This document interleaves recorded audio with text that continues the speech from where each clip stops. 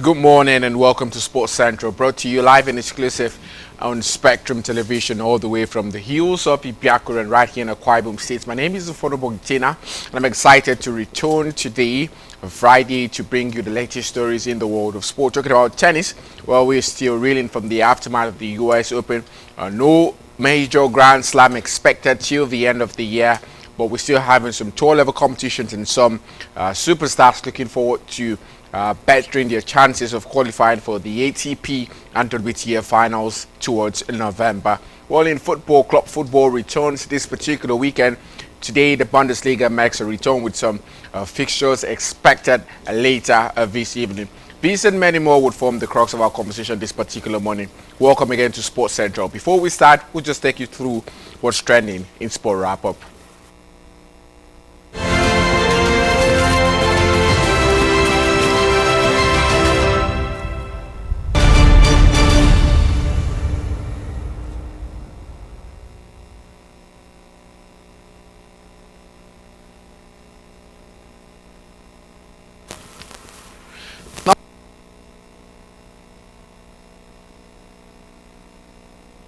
Other on Thursday, which was yesterday, at the Guadalajara Open, as Elsa Jacquemot and Victoria Jimenez Kasintseva blew doors off the WTA 500 event with upset wins over Elise Mertens and Veronika Kudermetova respectively. The two former junior stars, both of whom won junior singles titles at Grand Slams in 2020, have been impressing in Mexico thus far, and each is through to her second career and biggest quarterfinal at the WTA Tour level. As a result of a big win, Jimenez and Kasintseva had last reached the final eight of a tour level event 3 years ago in Seoul as a lucky loser, while Jacquemot got this deep at an event just last month at the WTA 250 Tennis in the Land event in Cleveland. The left-hander from Andorra, a history maker for the landlocked nation, as the junior champion at the Australian Open 5 years ago, needed 1 hour and 31 minutes to take out the second-seeded Elda Kudermetova's sister, ranked number 26 for her first career top 50 victory. Her best previous win was against then world and number 57 Zulin at last year's Mutua Madrid Open. In a tournament that has been plagued by rain, Jacquemot kept her cool to come from behind in a match that began on Wednesday. The 2020 Junior Roland Garros champion trailed by a set but up 3-2 in the second set against number 1 seed Mertens. But the Belgian was erratic on resumption, racking up 62 on forced errors in all, and Jacquemot won 8 of 10 games on the resumption to establish a clear lead. We'll take a break here. When we come back, Sport Wrap-Up continues.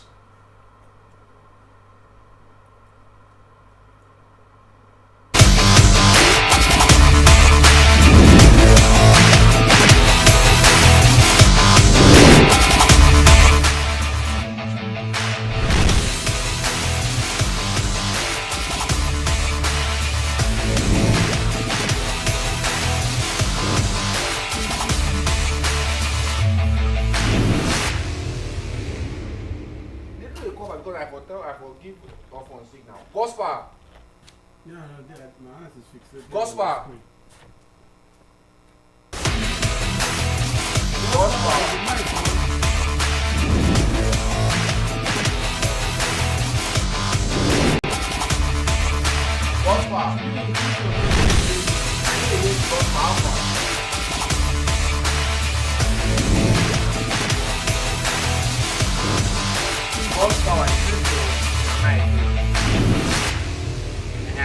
Why you no put picture now? Just to do my read it. They say they make mistake. You see they put them. Eh? You copy them.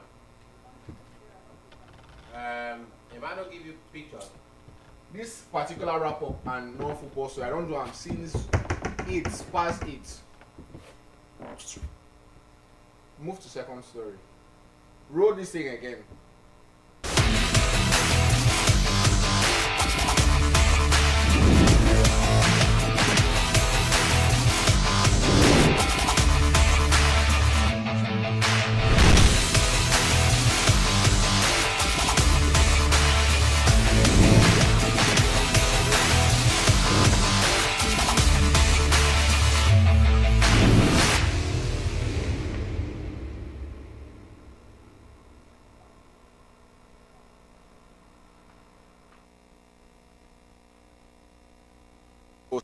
We'll start off from where we left as Matteo Berrettini is ready and raring to go for the 2025 Asian Swing. And after nearly 2.5 months without competing due to injury, the former number 6 in the ATP rankings on Wednesday confirmed he will compete at the upcoming Link & Co Hangzhou Open, a hard-court ATP 250 event that begins on the 17th of September. Berrettini's 13 wins and 11 losses for the 2025 season, according to the ATP Win-Loss Index, a tally that included top 10 wins against Novak Djokovic in Doha in February and Alexander Zverev in Monte Carlo in April. In his most recent competitive outing, the 29-year-old fell to Kamil Marjak in 5 sets in the first round at Wimbledon, and he then missed the entire North American hard-court swing due to injury.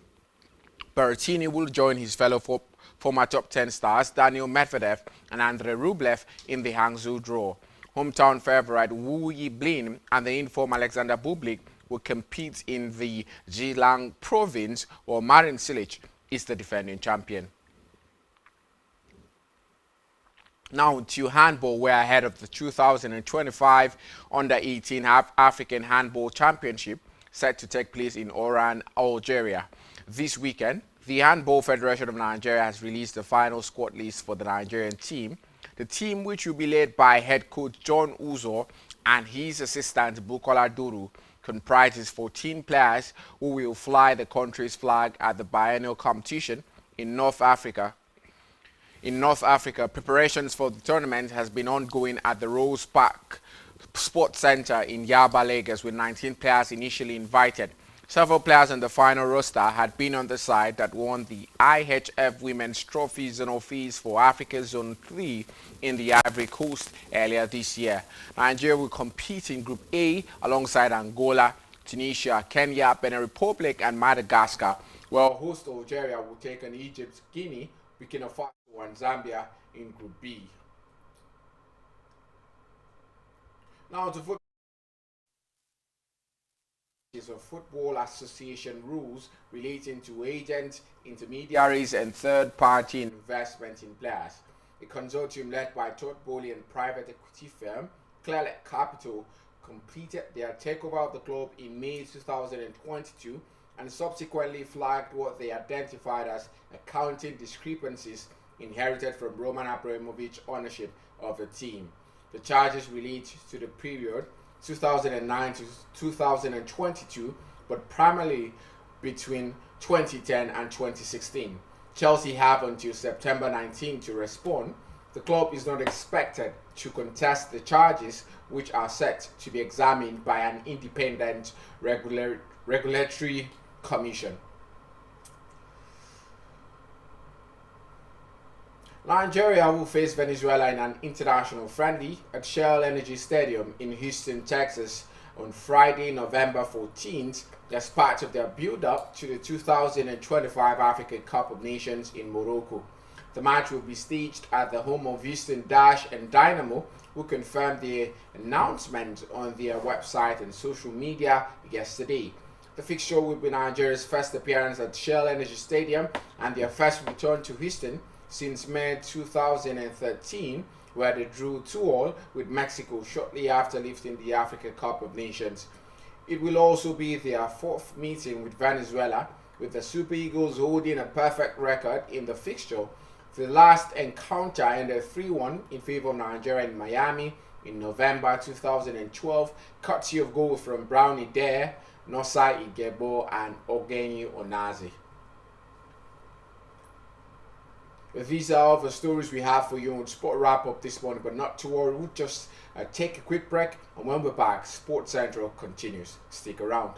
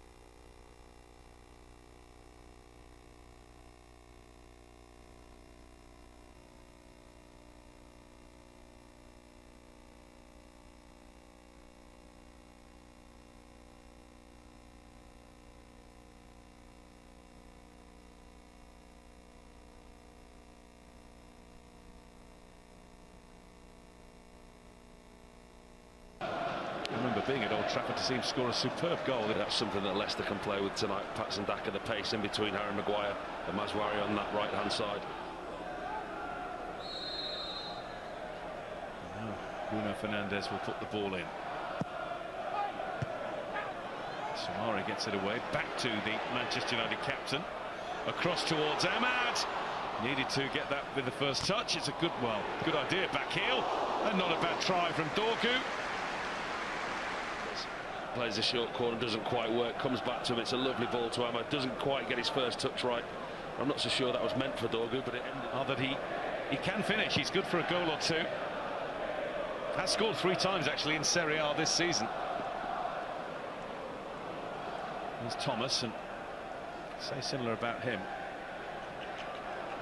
Started off as a striker, idolising Thierry Henry. If you're going to, pick a good one. Dorgu in again. Stopped by Soumaré, no free kick. And Ndidi. Daka to El Khanous, who is always sharp, and that's a good ball from Ayew. De Cordova-Reid is on it. And then he went for goal. He only had Daka in the middle, and there was... Middle of midfield, looks up, sees the run of De Cordova-Reid first time, threads it through the eye of a needle between 2 Manchester United players. Not a lot De Cordova-Reid could do. There wasn't many options in the middle. Hermansen. Down by Dorgu. Ugarte doing his level best to keep the ball, but he hasn't. And this is El Khanous. Pulled into the box, there's Ndidi! And it's headed in by De Cordova-Reid. Leicester in front with half-time approaching. Teams who have been really struggling of late, and it showed. It's a team with more intent going forward. It's a long ball up. Dorgu wins the header, but Manchester United lose the final third, and Leicester are first to everything. El Khanous again, little step over, gets past Yoro, and at that point you think, well, indeed he's going to break the back of the net. Onana makes a decent block with his right foot. There's a lot of bodies in front of him. It's a decent block from the goalkeeper who's unsighted. He keeps it low, keeps it on target. Goalkeeper's vision obscured. Gets down with his right foot. Inadvertently kicks it against De Cordova-Reid. Gives his team the lead. He won't go away from the system. He won't go away from the 3-4-2-1. So you would expect that Joshua Zirkzee will play in behind, alongside Garnacho, in behind Rasmus Højlund. Well, he showed some steel in the last round. He's going to show some style when he does take the field, though. A little bit of extra urgency that sometimes seems to be missing from his game. Everybody has different styles of play. There've been some greats who didn't look bothered, but goodness me, they could win a game on their own. But Manchester United right now need a bit of everything. Here we go, Garnacho found by Ugarte, and Garnacho is in on goal, and he's beaten Van Vaas, and it's played against his own bar by Okoli. What a save that is from the centre-back. That's an incredible clearance by Okoli on the line. It looks for all the world that Garnacho has got his team back into the game. One-on-one with the goalkeeper, there's nobody near Garnacho. Here's Dalot, here's Maguire.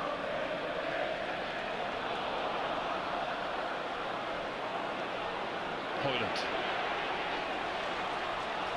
Ahmad. Koulibaly. Just delays the progress. Mazraoui. Zirkzee couldn't get it. Nor could Dalot behind him. Here's Garnacho. Garnacho making a difference for Manchester United. It's going to come to Zirkzee! And he's equalised. Will that be the cue for a home turnaround? It's Leicester who've now had the stuffing knocked out of them.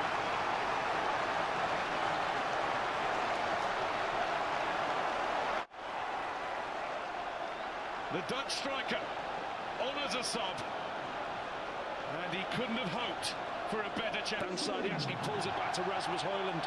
He tries the little Cruyff type shot, and it comes out to Zirkzee. More by luck than judgment. Ends up in a perfect position. With Maguire.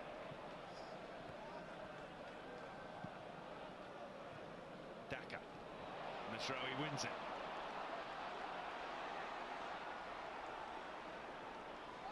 Ahmad. Masraoui. Garnacho wants it. Kohli has shunted it clear.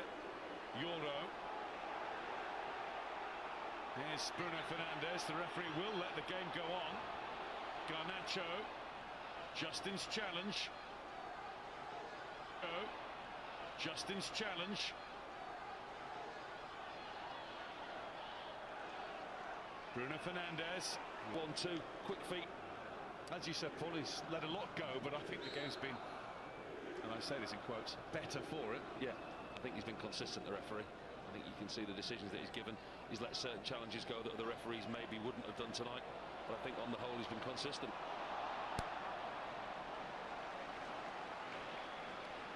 Footballers and in general sports people's DNA runs through. You get offspring and generations to follow. Michael Salisbury's dad was a referee, did 588 games in the English Football League, so the pedigree's there. Fired across to Garnacho there, looking for him all the time. What's he going to do with it? It's deflected, bit of sting taken off it. Hermansen holds it. Garnacho, it's a lovely ball across the field that finds him. See immediately his first intention, drive inside, gets a little bit of space. Buonanotte. Koulibaly. Aman took up possession and then found Ugarte. Bounced over the boot of Højlund. Nothing seems to be going for him. Winks has lost it. Nothing going for Højlund again. Winks has lost it again. Here's Garnacho.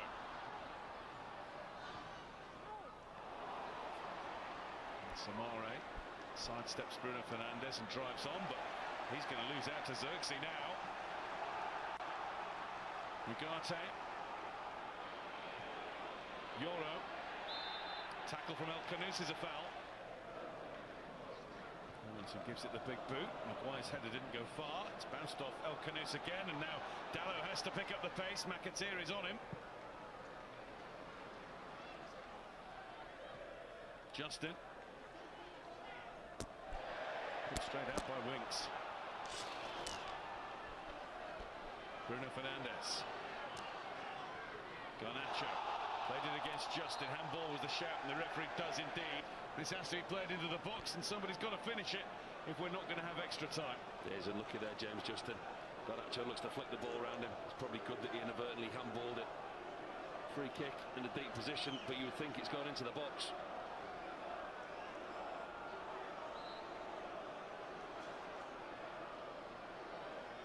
Dalot joins the crowd. Fernandes. Hermansen has gone back to his line. It's Maguire! Manchester United have won it right at the end.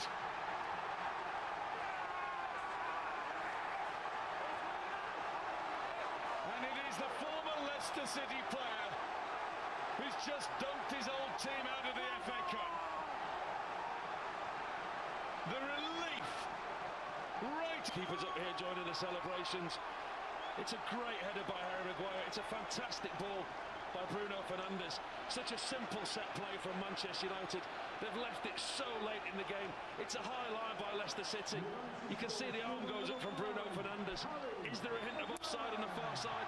There absolutely is. 1, 2, 3 Manchester United players, but there's no VAR. Garnacho goes for it. No time left. And Leicester's time in this season's Emirates FA Cup is at an end too.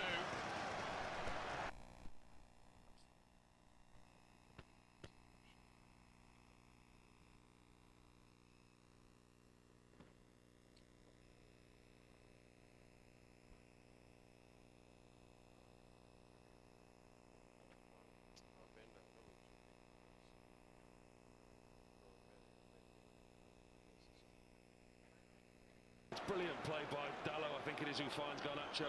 Lovely 1-2, quick feet, quick thinking by Dalot. Into the path of Garnacho with his right foot. He tries to reverse it on the goalkeeper into the near post. He gets the execution wrong, drags it well. As you said, Paul, he's let a lot go, but I think the game's been, and I say this in quotes, better for it. Yeah, I think he's been consistent, the referee. I I think you can see the decisions that he's given. He's let certain challenges go that other referees maybe wouldn't have done tonight, but I think on the whole he's been consistent.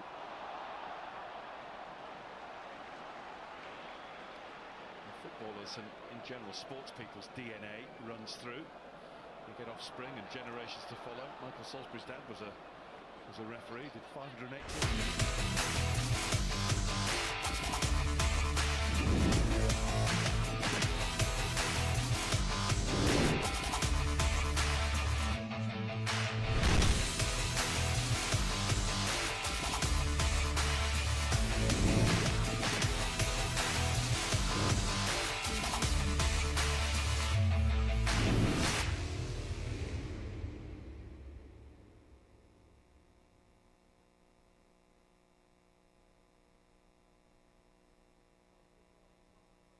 Time we talk about the best of stories in the world of sports. It is Sports Central, and my name is Vladon Kim. Exciting times ahead. Part of a conversation in the world of tennis would be the Guadalajara Open in Mexico taking center stage. Always a year-end conversation for a Guadalajara tournament, where some of the biggest superstars also get a feature in it, and sometimes not the so big superstars also featuring in it. The likes of Kasintseva also upsetting Kudermetova in this one. We'll talk about football stories. Why? Because returning to club football, many indices, very direction that comes with it, and a conclusion of the transfer market in some climes, talking about the likes of Turkey and the rest of them. Saudi Arabia also still getting players, and some free agents moving from one club to the other is going to be a thick of the conversation. And part of a key conversation today will really extensively look at the Akwa Ibom Sports Youth Festival. It's been 7 years. We've not had the competition, so a resurgence of it of some sort. And many things to talk about as the two local governments are quite dominant. I'm keenly interested in what's happening, what Akwa Ibom local government is doing. I'll get to know where Fontaine I will stand for in this one. And David, but good morning, guys. So, I'll start with you. So good to see you today. I'd like to return once again on the show, talking about the Akwa Ibom State Sports Festival, reaching its presenter by tomorrow. We should, of course, be talking about wrapping up major games seen across the centers. I'm quite delighted, just like I actually posted a question yesterday about the table, but just yesterday after the final round of actions across different centers, we saw the table. Just like Beth mentioned, it's doing quite well. But I'm particularly concerned about football. I think that's where we'll definitely know exactly who's facing who by tomorrow, because we'll have more matches later to the cross different centers. Exciting time to return. Well, good time to return. Well, Fontaine returns after missing out of the show 2 days, and it was that consequence of what happened after the Eagles lost to played a draw to South Africa at Bloemfontein. He couldn't carry it. Quite difficult for him. Just like it was difficult for many Nigerians. Well, I had a little difficulty with his health, and I knew it was tied to that game. But Fontaine, so good to see you. Welcome back. Well, I'm excited to be back, quite feeling happy, and also doing better. Nigerians, some Nigerian players now, the aftermath of that World Cup qualifiers, Olaina definitely not going to be part of the game against Arsenal later this weekend. But Ademola Lookman has returned to club football with Atalanta and might start the game this weekend. So, good news for the Reading CAF African best player. Let's see if he gets to start for even Zurich this weekend. Well, we got to see what happens for the likes of Ademola Lookman. It's been that of mixed fortune, especially realizing that Nigeria might not, well, it's technically not over, but it's technically over. Nigeria might not qualify for the World Cup. And while we start quickly with the Guadalajara Open in Mexico, it would be Kasintseva upsetting Kudermetova into the quarterfinals, and the first time it's happening for her since 2022. And Magdalene Fresh also serving 2 set points against Stefanini, returning to Guadalajara quarterfinals in this one. Elise Mertens also falling victim to an upset by Elsa Jacquemuth. Well, we'll also look at a state in handball, and HFN unveils a squad for under-18 African tourney. Just like in the World Championship, Chukwuemeka gets a top field in 100 meters event. Well, I will pay lots of attention to the Akwa Ibom State Youth Sports Festival. But before I get to talk about the Youth Sports Festival, well, David, you've seen what's happening in the world of tennis. The Guadalajara Open getting to a crescendo of it, quarterfinals. Some big names, the likes of Ellis Merton Fresh, also Kasintseva, also finding their way to the quarterfinals of it. Well, I think it's quite good because, not so top tournaments like this, you also, have some players who are actually just graduating from the Luwakadatu, the top team, the top senior competition, doing quite well yesterday. We're talking about a certain name who has actually upsetted some big guns already this particular year, and also a youngster as a matter of fact. And I liken her to Victoria Mboko. We may just actually see, of course, that at this particular competition. A competition that I think at the moment we're already talking about upsets, just like you've mentioned. So we're still expecting more upset before the end of the competition. But I think it will be to my delight to see another youngster spring up from here and maybe a huge talking point in the WTSC next year. Or maybe a huge talking point to the WTA next year. Well, we're not talking about the Eagles yet. We're going to talk about football stories a lot later. Well, let's go to the World Championship. It would be Chukwuma rather, getting top field in 100 meters heat. Unfortunately, what are we expecting in this one? Big heat for him. Well, definitely Chukwuma now has a woman actually. Yeah, rather, for her. She's been confirmed to face lots of very top names when you look at the 100 meters, and it's quite very. Now Nigerians are looking at the permutation and asking, could she even make it to the next round of that particular race? Because this is the heat one, and already she's going to be facing these top men. Talking about, I think, the reigning Olympic champion in that heat as well. So, but they say to be the best, you have to beat the best. So let's see if Chukwuma can, beat the best in that particular. All right, to be the best, you have to beat the best. Is that conversation? Quickly, let's talk about teams and people, or name it whatsoever you want to name it. Local government that have been the best at the recent Akwa Ibom Youth Sports Festival. Well, I won't be doing it alone with the guys in the studio. I have some guests join the conversation this morning. Would be Akanemo Kufre, a regular on this show. He's a sport journalist regarding cricket, being part of it, as well as Ifyok Ridinam, who's been a coordinator for Itu local government area, and also he's a secretary in the technical committee of all of this for the Akwa Ibom Youth Sports Festival. Let's go to our guest, shall we? Akanemo Kufre, good morning. So good to have you be part of the show.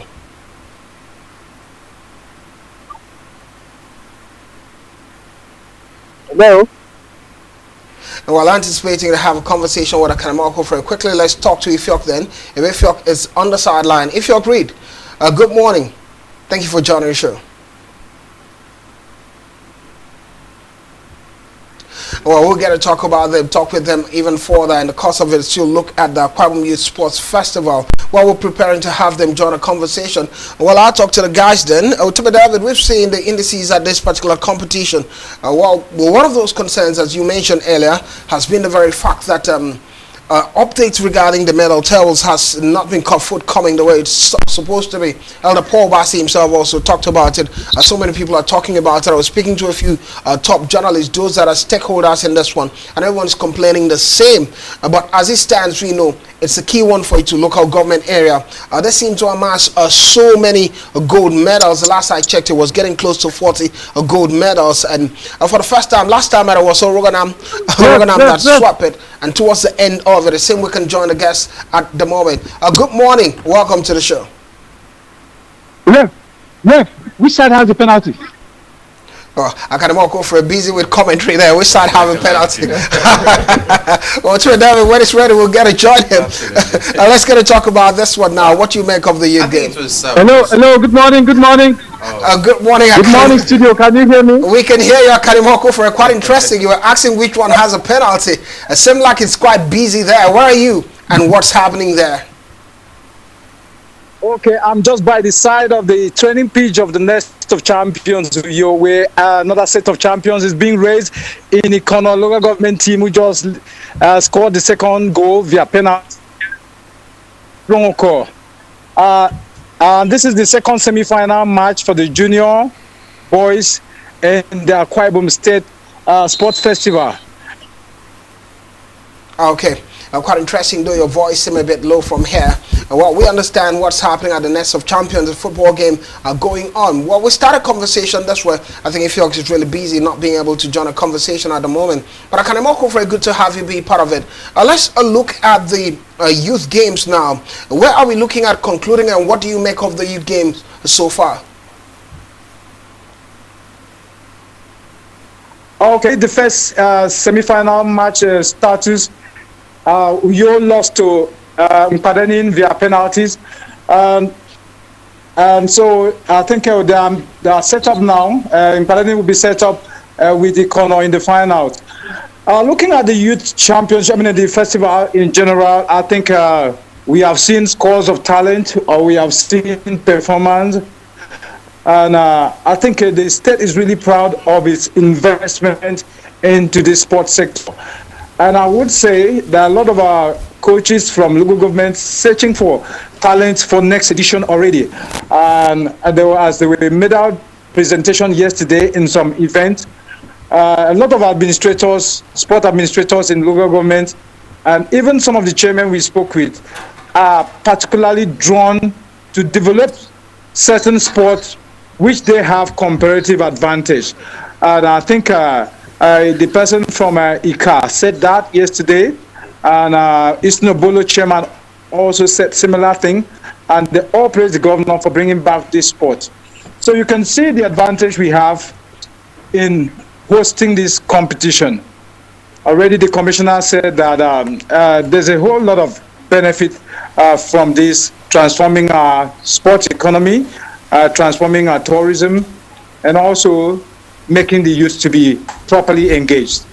All right. So in a whole, we have a win-win situation for Akwa Ibom hosting this sport festival.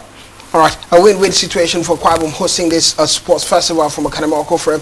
Well, I was speaking to some of you this early morning before the show, and one thing I could pinpoint that there are many odds against that will stake against the teams at this competition. Everyone still wants to win as a do-or-die affair. And many people are bringing in athletes from a different zone. I hear some athletes came from Lagos, and we're still beaten by home-based athletes in this one. And it sounds like good news for me when you have to pay so much money to bring an athlete all the way from Lagos and Abuja to come be part of the youth games, as the level of the youth games, and it shows how enthusiastic many people are about winning at this youth game. But the homegrown talent are getting somehow against some of these superstars. And now let's look at the biggest advantage of this youth game. Put that side by side. You've been on ground with some of the odds, the negative that we've noticed in the course of it that we need to change.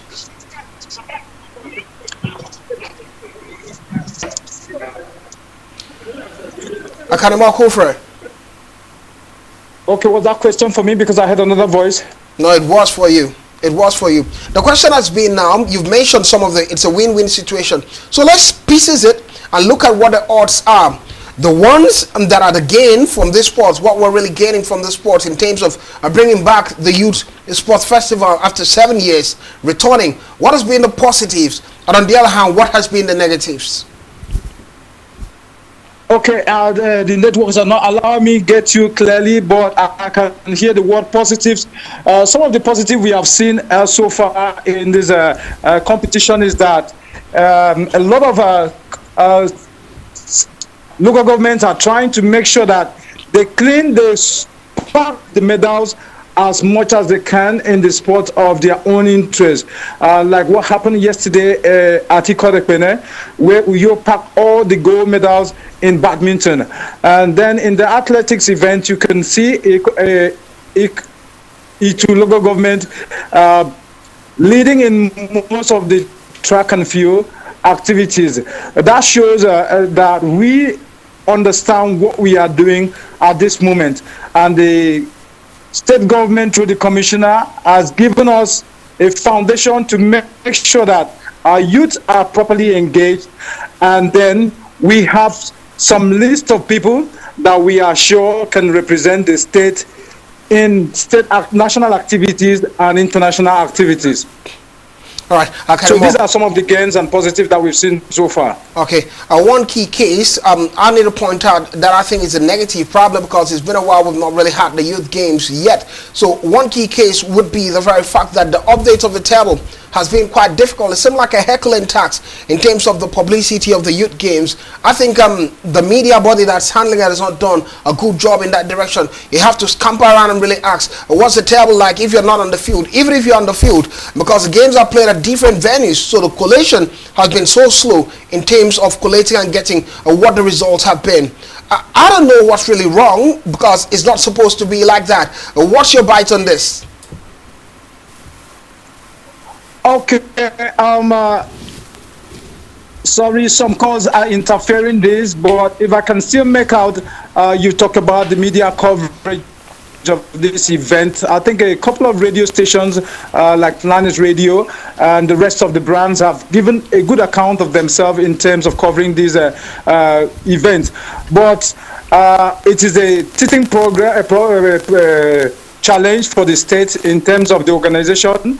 We can't expect 100% despite having a media guru as the head of sports. But we have challenged. I think the main organizing committee need to set up proper modalities in subsequent edition to make sure that as it is a multiple sport event, we have a whole lot of hands and resources put into so that we have proper coverage, proper update of a medal table at the end of the day. These are some of the challenges we have.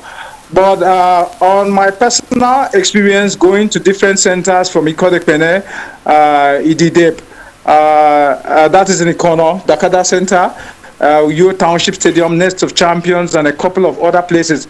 I think we have depth of journalists covering these activities, and this is something that we shouldn't do because Akwa Ibom is very robust in terms of journalism practice. We have a whole lot, about 150 registered local papers and more than 15 national platforms. So there should be enough coverage to make sure that we can attract sponsorship, we can attract endorsement for some of these budding athletes.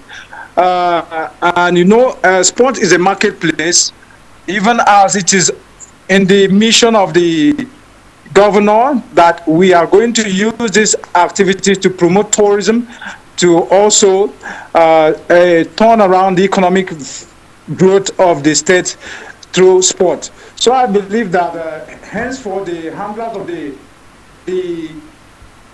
the organization of this tournament should do more to make sure that we have a lot of hands on ground who are motivated, just like the athletes, to cover this event. All right, Akanimo Akufre, a good perspective there. When is the sports festival ending? I hear some of the games will be concluded today. When is it ending, and when are we celebrating? Can you take that again? What are we looking at the end of this festivity?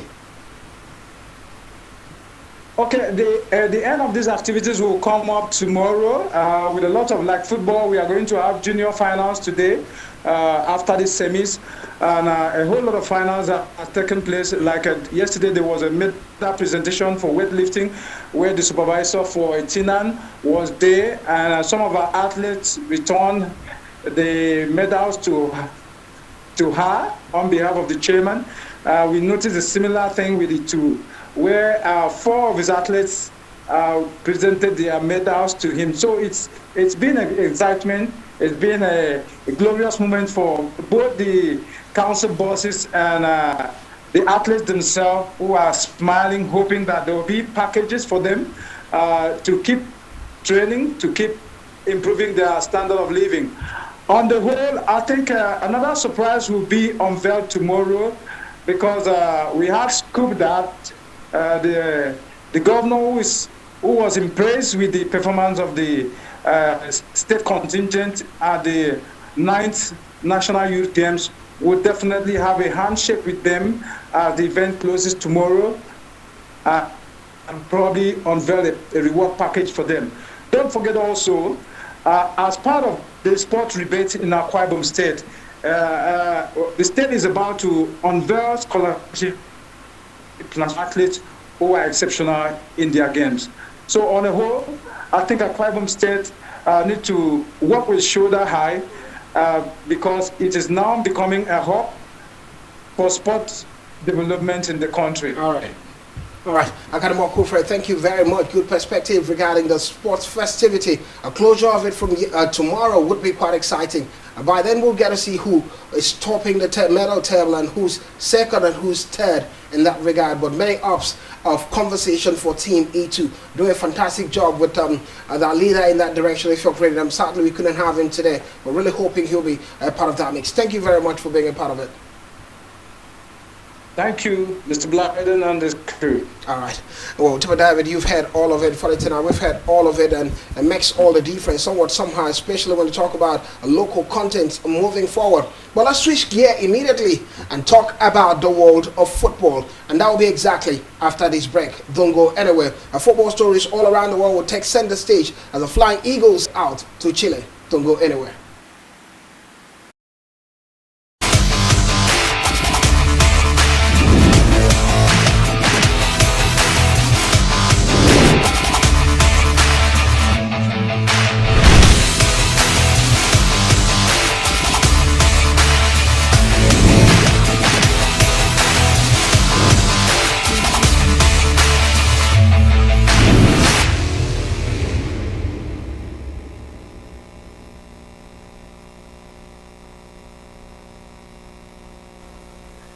Welcome back here to Sports Central. My name is Blyden Kumutube. Devin Funiton is still with me for company. Well, not really having chance due to the condition of the timing for us for them to have further insight on the sports festival. But let's go straight into the world of football and talk about indices around the world of football. We begin first with the Under 20 World Cup as the Flying Eagles aim for glory. Glory as they jet out to Chile. Well, today we've seen the last time out the Flying Eagles when Lalan Boso went to the World Cup at that level. We saw the concerns, good performance after qualifying from Africa and getting to the quarterfinals of it. And now new sets of Eagles are going for a World Cup in Chile. What are we expecting? Well, I think, of course, at the moment, men are still looking forward to the fact that the Flying Eagles have also got issues that are still left unattended to. And that would definitely be going to a tournament without being quite clinical in the final third. Luis Ibarra has also made mention of that over time. So I do not actually, of course, see them as one of the sole contenders for this particular FIFA Under-20 World Cup. The most attainable, I think, last time, was a quarterfinal, finish for them. So they'll be looking forward to cross that particular hurdle. But I think it starts from addressing in-house problems, and that will be how to score goals, how to convert those chances. And I just wish heading to the World Cup, Luis Ibarra and the boys have been able to address such issues. Otherwise, it could also be detrimental to the ambition all through the entire duration of the tournament. But good stuff is the fact that we have homegrown talent and foreign pros also, are clinging together and looking forward to this particular World Cup. Well, having homegrown talent and foreign pros ready for this World Cup. Well, I've been come to ask him for if there could be changes in this one. Seems like the coach has not really solved the attacking problem that we've seen in recent times, and now going to the World Cup. Oh, definitely. I think for Nigerians, we'd like to see a better attacking lineup for the Flying Eagles, because we saw what happened at the 20 African. Didn't really speak volume of a good attacking intent, and then we saw at the Waffle tournament, which was supposed to be a preparatory game for the World Cup. So I think it's something that they should work on, definitely. That's something they have to work on, definitely. Well, we hear the Super Eagles of Nigeria would be participating in an international friendly against Venezuela in the United States of America come this November after really faltering their lines in the qualifiers. Eric Chow will be handling the side on the Friday, 14 November 2025. The venue yet to be ascertained in this regard. Well, many Nigerians are more interested about qualifying for the World Cup, but now a friendly match preparation for the Super Eagles of Nigeria, maybe looking at the Nations Cup at the end of it. And now let's talk about injury updates and situation with injury. Watford needed the Super Eagles standing captain when William Trusecco isn't available. The assistant captain, that's the right use of words. Has been ruled out for 2 weeks. Well, consequence of that game against South Africa, Watford is out. Not so good. And in Bundesliga, it would be Victor Boniface making Bremen's debut against Mönchengladbach on Sunday. Well, before I start with you, what has to do with this one now, we're talking about Bundesliga game and Victor Boniface. Boniface started for Bayer Leverkusen, similar feeling now after leaving Bayer Leverkusen and many not really having his appraisal high up there as a footballer. And now a fresh start for Victor Boniface at Werder Bremen against Mönchengladbach. Well, I think it's something very, very, exciting for Victor Boniface. The man he's found it very difficult to have playing time at Bayer Leverkusen, and it's always good to make that move away when you're not sure of playing time. Now at Werder Bremen, I think he has a chance to do something different from what we've seen at Bayer Leverkusen. The side who actually values the man. We saw the welcome for him when he went to Werder Bremen, even the press conference where, journalist tried to ask a very funny question. The club side had to come out to make some sort of statements against that particular question. So I think Victor Boniface is going. When someone is happy, we tend to see, you know, very different feelings from what happened at the previous. Look at what happened for Antonio Real Betis compared to what happened at Manchester United. So I feel we'll see a very different Victor Boniface at Werder Bremen. A very different Victor Boniface at Werder Bremen. That look, funny guy. You see that look that it gives you all the time, Victor Boniface. Anyway, looking at the Champions League, we hear the Metropolitano Stadium would be the one to host the 2027 Champions League final. Talking about Atletico Madrid stadium in that regard, and Chelsea Football Club. But before we talk about Chelsea, this goes to show preparedness for tournaments ahead. Quite like some of the things that's happened in other climbs, I will mention those climbs. But we move ahead. Chelsea are facing 74 FA charges for alleged Abramovich era breaches. And part of those breaches are coming based on the fact that the new owners of Chelsea had to report to the FA some of the deals that had happened. Even when the FA didn't know, as they took over and said, look, this deal, the contract deals with this agent and all of this happened at a time, and we could wonder what the consequence could be. Chelsea are thinking it might just be another 8 million happen with the UEFA, and it shouldn't be too much of a consequence for the club. I mean, while Andre Onana leaves Manchester United for Trabzonspor on loan. Well, for now, I know you're not really such a fan of all this now that Onana is happening. We saw that at Victoria by Onana, where he put up his phone and changed the screen guard from Manchester United to Trabzonspor. I bet he said that was so unnecessary. But the man finally going to Trabzonspor on loan. Well, big expectations. We know Turkey knows how to unveil players. Look at what they did for Victor Osimhen. Look at what they did for Leroy Sané and Galatasaray. So it's always going to be some sort of pump for them and the new players. So Andre Onana, I'm not in doubt. Well, let's see what he can do for Trabzonspor. They're going to be playing in Europe this year, so he's still going to be playing in European competition. So different from what happened at Manchester United. If the problem was Manchester or Andre Onana himself. Well, Manchester City, Donnarumma is ready for the big test. Let's talk about it. When he left Paris Saint-Germain, and one of those concerns was his footwork in terms of playing the ball by the coach of a side now. But now he's going to another team with Pep Guardiola being a master of requiring goalkeepers to pass the ball also. But he's excited and pumped up and ready for Manchester City. I think it's just a typical example of, seeing the opposite from Ederson Morris to Donnarumma. First of all, Donnarumma is really good with his hands, but Ederson is not as good as Donnarumma with his hands. So, and I look at the Manchester City setup at the moment. 3 points from 3 Premier League games this season. So you definitely need a keeper as well who's also good with reflexes, good with his hands. We definitely know Donnarumma is not really good with his legs. I think with time he will actually improve. But if you look at that Manchester City defense, they've actually conceded more shots already this particular season than they did last year. So it certainly shows you where Donnarumma comes in quite handy. He has to be good with his hands to be able to keep them safe in some games, and I think that's what the man is coming to do. Well, the pressure of the Premier League can be so different when you're looking at it amid the struggles of Manchester City at the moment. Let's talk about UEFA in Europe conversation. Well, UEFA exco's are putting brakes on planned Barcelona game in Miami. I remember Barcelona had required that a game who they're playing with, kind of forgotten the level of club side they were to play. I think it's Villarreal. Villarreal. So they were putting up this and said, well, they needed to have a La Liga game in Miami. Well, many people are saying no, it shouldn't be. Coupled with the fact that they've been playing the Super Cup outside the country, talking about Spain, but they're looking at it, and we hear UEFA Exco are putting brakes on that particular plan and saying, let's slow down on it. Anyway, I mean, while our Premier League side, Tottenham Hotspur, Ange Postecoglou, former Tottenham Hotspur coach, now with Nottingham Forest, and Ange Postecoglou says, I don't have anything to prove. Well, unfortunately, by that, we saw the performance. Yeah, he won the league, he won the Europa League with Tottenham Hotspur, but many thought he didn't do so well with the side, keeping them at 17. And now he's going to Nottingham Forest, which Espirito Santo has done so well. But a man, many would say he has a lot to prove at Nottingham Forest. I would say, judging from the president's last good set for Nottingham Forest, I think Ange Postecoglou can do better. He's already a trophy winner. Nuno has never won a trophy in Europe top 5 leagues. The only trophy he won was in Saudi Arabia. So a lot of people quick to point out that Nuno did this, Nuno did that. He never won a trophy. But And he's a taking trophy Nottingham winner. Forest to the level. He was he also. playing. We're talking about a coach who left Tottenham Hotspur. Nuno was also sacked at Tottenham Hotspur. So it's almost the same trajectory. Now I think Ange Postecoglou would do better than what we saw Nuno did in Nottingham Forest. For the team, I think he was going to be better based on precedents and indices before now. Well, Aymeric Laporte is joining Atletico Bilbao after FIFA approval.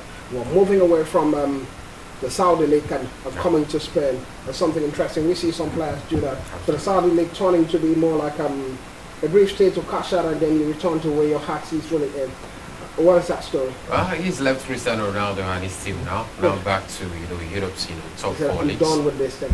Quite It's all about the World Maybe. Cup, all about the World Aymeric Cup. Laporte, that Spain squad. Yeah, he's Yeah. going to go to the World Cup, definitely.